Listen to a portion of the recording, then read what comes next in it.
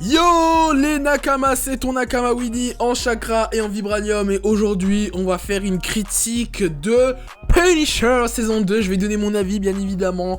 J'ai visionné ce week-end du coup la saison 2 du Punisher qui est donc je pense la dernière saison qu'on aura le droit malheureusement du Punisher, ou heureusement on va voir ça, puisque je ferai une partie sans spoiler du film. Dans un premier temps je vais être très bref, je vais vous donner mon avis globalement et après je ferai une partie spoiler pour entrer plus dans les détails de la série. Alors le Punisher qui reprend juste forcément après les événements de la saison 1 du Punisher, après aussi la saison 3 de Daredevil.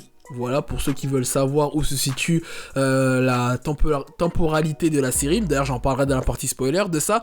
Mais donc, qu'est-ce que j'en ai pensé de la saison 2 du Punisher? Eh bien, est-ce que le retour de Frank Castle, et qui est le plus grand des Kabyles, rebeu, comme dirait Mehdi Maizi, le journaliste de OKLM, je lui fais un petit bisou s'il voit cette vidéo, du Punisher? Eh bien, pour ma part... Alors j'ai réponse en deux temps. Est-ce que la saison 2 est meilleure que la première? Je vais répondre ça en deux temps. En termes de barbarie, en termes de combat, en termes de violence, c'est meilleur que la saison 1, globalement, pour moi. Après, en termes de rythme, de scénario et les personnages, j'ai préféré la saison 1. Donc, voilà, je suis mitigé parce que en termes de violence et de barbarie, c'est incroyable. Vraiment, c'est une des séries les plus barbares que j'ai vues. Ça envoie du lourd, mais après tout ce qui est autour, j'ai des petits problèmes. Et je détaillerai plus dans la partie spoiler. Donc, tout ça pour dire que je vous recommande quand même, si vous avez apprécié la saison 1 du Punisher, regardez la saison 2, je pense que vous allez être régalés. Si vous n'avez pas aimé la saison 1, parce que vous trouviez que... Parce que c'est vrai qu'un des points faibles de la saison 1 pour moi, c'était que ça manquait un peu d'action et du Punisher, quoi. Dans le sens où, même dans la saison 2 de Daredevil, il était beaucoup plus hardcore et violent et barbare que dans la saison 1 du Punisher. Et là, je trouve que dans la saison 2, ils ont remis au goût du jour cet aspect-là. Donc... si vous voulez voir ça, allez-y, regardez. Et en plus, comme c'est la dernière saison du Punisher, dernière série des Marvel Netflix, enfin bon, après il y a Jessica Jones, mais je m'en vais personnellement, je regarderai pas la saison 3 de Jessica Jones. Pour moi, c'était la dernière série. Punisher, la saison 2, c'était fini. C'était mon dernier cadeau d'adieu de Marvel Netflix. Donc voilà, ça me fait un petit passement au cœur quand même. Tellement de nostalgie. Quand même, accrochez-vous, quoi. C'est quand même, il y a beaucoup de problèmes de rythme, comme dans toutes les séries Marvel Netflix, et puis voilà. Voilà, bon c'est tout concernant la partie sans spoiler. Maintenant, on va passer à la partie spoiler. C'est parti. Alors, si tu es là, c'est que tu as vu la saison en intégralité, donc on peut spoiler. Alors, la saison 2 du Punisher, comme je l'ai dit, elle commence très fort après donc les événements de la saison 3 de Daredevil. On retrouve un peu un Frank Castle vraiment qui était un peu entre guillemets en exil avec sous le pseudonyme de Pete Castiglioni, je sais plus comment il s'appelle, Pete, voilà le mec il veut se refaire une petite life, il est là, il pécho la petite au bar, tout ça, nanana, et il va tomber dans les emmerdes parce qu'il va sauver la fameuse Amy, justement, Amy en anglais. Alors moi déjà j'ai un problème avec ça. Parce que, alors je sais que c'est pour les besoins du scénario, etc. Mais pourquoi il est parti sauver la meuf? Bon, oui, enfin il est parti sauver la meuf parce que voilà, c'est entre guillemets son côté samaritain. Mais le mec il est là soi-disant, il veut plus de problèmes, je sais pas quoi, enfin je sais pas. Bon bref, je trouve que c'est un peu, il s'est mis un peu dans la merde toute seule. Surtout qu'au début, la meuf est très relou. La Amy, là, elle a un grade de ouf, elle fait la meuf relou, elle dit pas pourquoi les mecs, là, ils veulent la pourchasser, elle fait l'insolente, elle respecte pas Frank Castle, allez, là, ferme ta gueule un peu. Bon, après, je trouve que la relation entre les deux personnages, c'est un peu le point positif de cette saison, parce que, franchement, au début, ça m'a un peu rappelé, en fait, The Last of Us, pour ceux qui ont joué au jeu. Voilà le délire du tonton qui s'occupe un peu de la petite. Voilà, c'est par contrainte. Voilà, ça m'a un peu rappelé ça. Donc c'était plutôt cool. Au début, voilà, ils se taquinent, ils s'aiment pas trop, etc. Mais au final, ils arrivent à s'attacher. Et puis voilà, vers la fin, c'est assez touchant, quoi. Quand il se dit au revoir, entre guillemets, à côté du bus, c'était un peu émouvant. Donc voilà, c'était pour moi une des forces de cette saison. L'évolution et la relation entre Amy et Frank Castle était au top. Donc voilà, ça c'était cool. Sinon, on va parler d'un autre point fort de la saison, c'est les combats. La barbarie à son maximum, l'enjaillement total. Déjà, dès le premier épisode, oh là là là là, nègre, non, ça envoie du sale. Dès la scène du bar, et c'est une boucherie, voilà. Mais j'ai eu peur parce que dans le premier épisode de la saison 1, je me souviens que le premier épisode, ça envoyait aussi du lourd comme ça dès le début, en mode le mec, voilà, il se tape avec le marteau, il fusille les Chinois, les Latinos, et après, il y a eu une baisse de rythme jusqu'à la fin de la saison. Alors que là, dans la saison 2, c'est tout le contraire. Je trouve que toute la première partie de la saison 2, donc de l'épisode 1 à les 5-6, il y a de l'action, le rythme est vraiment résistant, voilà, tu t'ennuies pas une seule seconde. Et après, il y a vraiment des belles scènes d'action. Il y a la scène du bar, il y a la scène de la salle de sport avec les Russes, et puis dans le commissariat aussi, voilà. Même arrivant dans la forêt, il fusille les gens, voilà. Il y a plein de scènes comme ça qui sont cool, hein, même après, hein, dans la deuxième partie de la saison.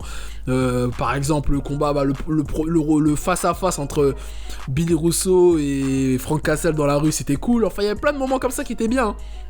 Mais le problème de tout ça, c'est le rythme à partir de la deuxième partie de la saison, quand un peu Billy commence à être un peu en cavale, que Frank Castle revient à New York, là ça commence un peu à... parce qu'il doit se cacher entre guillemets, parce que Frank Castle il est considéré comme un homme mort, bon après on apprend qu'il est vivant, donc il doit se cacher parce que tout le monde veut sa peau, parce qu'en plus il a la mise à prix, le mec vaut 5 millions de berries. Pour ceux qui regardent One Piece vont comprendre la référence, mais voilà, donc il y a, encore une fois, ça c'est ça qui m'énerve dans la série Marvel Netflix, c'est quand il se cache, ça baisse le rythme, et il y a que dans Daredevil où il n'y a pas ça, parce que Daredevil, bon, même si dans la saison 3 justement on apprend que voilà, le Kaïd il sait que Matt c'est égal Daredevil, mais en général, voilà, Daredevil il arrive à, même quand il est en période de cavale entre guillemets, il y a une valeur ajoutée, on s'ennuie pas. Alors dans Jessica Jones, Iron Fist, Luke Cage, Punisher, dès qu'ils doivent se cacher de la police ou des criminels, ça devient ennuyant de fou. Donc voilà. Après, autre chose qui m'a un peu surpris dans cette saison, il n'y a pas Micro. Alors je sais pas si c'était prévu ou quoi que ce soit dans la production, mais il n'y a pas Micro. Micro n'apparaît pas dans la saison. Micro qui était l'acolyte de Frank dans la première saison. Et ça m'a un peu déçu parce que j'aimais bien Micro. On sait que Micro c'est l'acolyte de Punisher. Parce que aussi il y a ce délire là dans la saison 2, c'est que entre guillemets, enfin justement on nous a vendu le fait que Frank Castle soi-disant il se cherche entre la transition entre le Frank Castle qu'on a connu depuis le début de la saison 2 de Daredevil jusqu'à le vrai Punisher, celui qu'on voit justement à la fin de la saison 2 du coup, quand il met le manteau, le gilet pare-balles. Mais en fait je vois pas dans la saison en quoi il y a cette transition quoi. Il y a le seul truc qu'on voit qu'il y a un changement dans le personnage par rapport au fait qu'il veut être indépendant quoi. Parce que c'est vrai que dans toute la saison il est là, il compte un peu trop sur l'agent Madani, etc. Il compte un peu trop sur les fédéraux. Bon, même s'il a un peu... Mais là, vers la fin de la saison, même il y a Madani qui lui propose un poste chez la CIA, le mec refuse, donc il y a vraiment cette indépendance-là. Mais bref, tout ça pour dire qu'on n'a pas vu Micro, et ça m'a un peu déçu, quoi, parce que je l'aimais bien. Bon bref, ça c'était une petite parenthèse. Après, concernant les autres personnages, on va peut-être parler des méchants. Billy Russo et John, là. Alors John, franchement je n'ai strictement rien à foutre de ce personnage. Franchement je trouve qu'il a mal été développé. En fait tout au long de la saison on te présente un mec, il est mystérieux, vas-y il est pieux, enfin il essaie d'être religieux, il est croyant, c'est un peu comme un Daredevil entre guillemets. Un Daredevil qui a mal tourné. Mais en fait c'est dans le dernier épisode t'apprends ses motivations, comme quoi il fait tout ça pour ses enfants, parce qu'ils sont pris en otage par Martha Kent, je sais plus comment elle s'appelle, mais l'actrice c'est celle qui joue Martha Kent dans Smallville. Somebody save me. T'as reconnu la référence. Mais donc, je pars totalement aux couilles. Voilà, donc ça c'est apprenti dans le dernier épisode et c'est un peu dommage quoi. Parce qu'au final, ok, il sauve ses enfants, mais tu t'en bats les couilles. Enfin, c'est pas que tu t'en bats les couilles, mais tu t'attaches pas. Parce qu'en fait, en gros, c'est quoi la morale de cette histoire? C'est qu'en gros, c'est un peu un alter ego de Frank Castle au final. Le John là. Qu'en gros, même ils se le disent qu'en mode, si Frank Castle était dans le même cas que John, il aurait été dans le même, il aurait fait pareil pour sauver ses enfants. Et ça, je pense qu'ils auraient dû un peu mieux développer à partir du 9e, 10e épisode. Là, je m'en fous complètement. Parce qu'il y avait le délire des photos, de la photo qui était justement que Amy avait pécho là. mais tu savais pas trop pourquoi. Je trouve que le scénario a mal été développé de toute façon autour de ces personnages-là. Et concernant le retour de Billy Russo, bah j'étais aussi déçu. Parce que déjà, le visage, soi-disant balafré, bon, alors, on nous explique comme quoi il était vraiment balafré de ouf, mais qu'il a fait de la chirurgie esthétique, donc ils ont un peu arrangé son visage. Pourquoi pas? Mais le mec, vas-y, soi-disant tout le monde le bully parce que, oh, regarde, t'as une tête de monstre, oh, t'es moche. Frère, c'est bon, il est pas si moche que ça. D'ailleurs, le mec, il est tellement pas moche qu'il arrive à se faire la psy. Madani, elle en manque de lui, désolé. Hein. Madani, là, dans toute la saison, ne venait même pas dire qu'elle est troublée parce qu'elle en manque de Billy Russo. Elle est là, elle rêve de lui, et elle fait des rêves, elle se rappelle des ébats sexuels là qu'ils avaient dans la douche, tout ça, hein? Hein? Vous venez même pas me dire que c'est pas ça, hein? Bon, bref. En tout cas, ouais, Billy Russo, j'ai été un peu déçu. Bon, au début, il fait un bon retour, le mec, il est là, il est méchant. Il crée son gang, etc. Et il essaie de se rappeler pourquoi. Enfin, il se rappelait juste du traumatisme crânien par rapport au Punisher. Il apprend que c'est Frank qui est derrière tout ça. Il crée son gang et après il abandonne tout pour se ranger aux côtés de la psy. Mais je sais pas, genre. Même la façon comment il est mort. Non, mais de toute façon, le triangle amoureux c'était n'importe quoi. C'était vraiment ennuyant. La psy Madani qui balance la psy à travers la fenêtre qui ne meurt pas. Billy qui n'arrive pas à tuer Madani. Madani qui tire sur Billy Russo, qui est censé ne pas mourir parce que soi-disant il a résisté. Le mec, pendant tout un épisode, on voit qu'il essaie de se soigner chez un médecin clandestin, etc. Qui finalement va chez Curtis. Et après c'est Frank Castle, il arrive normal avec son gun. Bang bang frère, non, moi je voulais un vrai tête-à-tête entre Frank et Billy. Là c'était n'importe quoi, comment ça s'est terminé. Franchement les méchants, ils étaient pas terribles, hein. J'ai plus préféré Billy Russo dans la saison 1. Et le colonel là, c'était beaucoup plus intéressant. C'est ça, en fait le scénario il était vraiment pas terrible dans cette saison. Donc voilà, n'hésitez pas à me dire dans les commentaires ce que vous en pensez, mais voilà, pour moi c'est un gros point faible, et même par rapport aux autres personnages, bon déjà, de toute façon tous les persos ils m'ont énervé dans cette saison, même Curtis, ma Black Brother, je t'aime bien, mais vas-y, parfois il prend des décisions, je comprends pas, et là il ramène le sénateur chez lui, chez lui, il avait ramené à Mahoney, même Mahoney il m'a énervé aussi, là, c'est bon frère, ils m'ont tous énervé, même Karen, oh là là, Karen. Retour inutile, pourquoi elle est revenue? Ça c'était juste histoire de on la remet. Parce que faut qu'on fasse le lien avec le Marvel Netflix. Sauf que ça ne sert plus à rien, puisque déjà toutes les séries sont annulées. Et en plus, moi je me suis dit, bon je savais qu'il allait pas apparaître, mais j'aurais tellement aimé que Daredevil il vienne aider le Punisher, le mec n'apparaît même pas. En plus, ils font référence à Matt Murdock dans la série, hein, en mode, tu sais que est-ce que Matt Murdock il sait que tu veux m'aider, que tu es là à l'hôpital? Non, il sait pas. Bref, donc, ouais, ça m'a un peu déçu, quoi. Franchement, j'avais un petit espoir, je me suis dit, ah putain, si Daredevil il venait. D'ailleurs, ça, le fait qu'il n'y a jamais eu d'autres héros dans le Punisher, ça c'est la plus grosse douche du siècle, hein. Parce qu'à l'époque, on nous parlait de Moon Knight, il est jamais venu. On nous parlait d'un cameo de Daredevil, il est jamais apparu. Bref, donc voilà, hein, franchement, je pense que j'ai dit tout ce que j'avais à dire, hein. Globalement, je trouve, comme j'ai dit, la barbarie, elle est là, il y a des scènes classiques, le combat dans l'hôtel, dans la salle de sport, le bar, le commissariat, dans la rue de New York, quand il affronte Billy Russo. Non, il y avait des bonnes scènes, franchement, les scènes de combat, elles étaient bien, franchement, ça m'a régalé. Mais après, tout le reste, franchement, le scénario, les persos, les méchants, ils étaient claqués.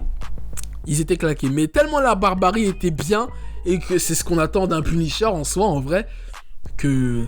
Voilà, c'est pour ça que je pense que si je lui mettrais une note, je lui mettrais 7 sur 10. Mais, si je dois la comparer à la saison 1... En fait, globalement, j'ai plus préféré la saison 1 quand même parce que c'était plus complet. Alors que là, dans la saison 2, il n'y avait que la barbarie qui était meilleure à la saison 1. Donc, voilà. Qu'est-ce que je peux dire? Qu'est-ce que je peux rajouter de plus? Que, franchement, c'est dommage, quoi. Parce qu'en plus, à la fin de la saison, on voit qu'il est en mode Punisher pour de vrai, il est en indépendant, et qu'on verra jamais la suite, puisque, on sait très bien qu'ils vont annoncer l'annulation de la série. Que là il va rester que Jessica Jones, putain c'est un truc de ouf quand même, ils vont terminer leur franchise sur Jessica Jones. J'ai mal au cœur, franchement c'est... Après voilà, après le Punisher ça reste quand même un des tauliers du game des séries super-héros quand même, à voir. Ils ont pas négligé l'adaptation a été bonne. Bon bah voilà, hein, je pense que j'ai dit tout ce que j'avais à dire, hein. Franchement, c'était mon avis sur le Punisher. N'hésitez pas à me dire dans les commentaires ce que vous en avez pensé. Voilà, est-ce que vous allez regarder Jessica Jones? Moi, pour moi c'est mort, je regarderai pas la saison 3, donc vous attendez pas d'une critique. Je pense que la prochaine critique super-héroïque que je vais faire c'est Gotham. Quand Gotham va se terminer, je ferai une critique globale de la série, parce que j'ai suivi Gotham, d'ailleurs faudrait que je commence la saison 5, et je ne ferai pas de critique sur Titan, voilà, parce qu'on me l'a demandé, je ne ferai pas, j'ai même pas maté la série. J'ai suivi la série via les live reactions de la Ligue des Nakama, Big Up NCK et Prince, si vous regardez la vidéo, on est ensemble, mais des extraits que j'ai vus, franchement, ça m'a pas hypé. En plus, NCK et Prince, franchement, ils donnent... ils me donnent pas du tout envie de regarder, vu leur réaction, donc je pense que Titan, ce sera pas pour moi, et même par rapport à la direction artistique qu'ils veulent faire, franchement, ça me parle pas.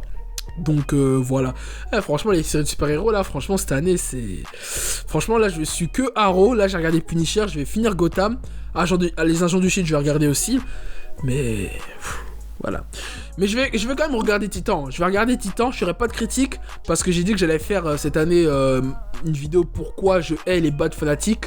Je hais la bad branlette et je suis obligé de regarder Titan pour faire ma critique parce qu'apparemment il y a un traitement de Batman assez what the fuck dedans, donc faut que je regarde pour pouvoir donner mon avis. Voilà, bon bah c'était tout pour moi, c'était ton Nakama Winnie. N'oubliez pas de liker, de partager, de vous abonner à la chaîne si ce n'est pas déjà fait. Et sur ce, bah merci le Punisher hein, pour ce loyal service. Franchement, John Bertanal, là je sais plus comment il s'appelle, l'acteur Johnny. Franchement, t'as fait le taf, rien à dire. Franchement, un des meilleurs acteurs de super-héros de tous les temps. Ah oui, je le dis clairement. Il sauve la série, Voilà, sur ce, je vous dis au plaisir.